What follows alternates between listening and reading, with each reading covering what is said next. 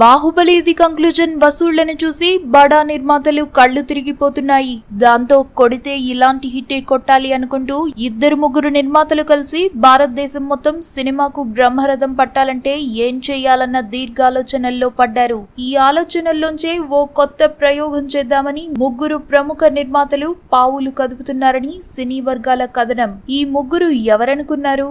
మన mega producer Allu Arvind, Hindi నిర్మాతలు నమిత్ మల్హోత్రా, మరో ప్రముఖుడు మధు మాథేన్లు కలిసి మన పురాణ గాథ రామాయణాన్ని తెరకెక్కిస్తే ఎలా ఉంటుందన్న ఆలోచనల్లో ముందుకొస్తున్నారట.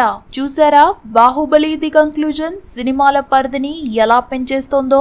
సహజంగా బాహుబలి వంటి సినిమాలు సంచలనాలను నమోదు చేసే క్రమంలో మన సినిమా వారి ఆలోచనలు ఇలాగే వస్తుంటాయి. వార్తలు నిజమవ్వచ్చు, మధ్యలో ఆగిపోవచ్చు. బాహుబలికి 1600 కోట్లొస్తే మిగతా సినిమాలకి అంతే రావాలని లేదు, రాకూడదని చెప్పడానికి లేదు. ఎందుకంటే క్రియేటివ్ బిజినెస్ లో ఇదే ఆఖరిది అనేందుకు ఉండదు. ఉంటే క్రియేటివిటీకి అర్థమే లేదు.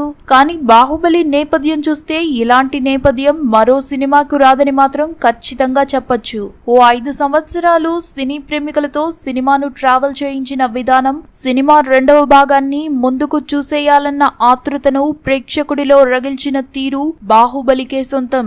ఇలాంటి సినిమా తీసే అదృష్టం తిరిగి రాజమౌళికి కూడా రాకపోవచ్చు.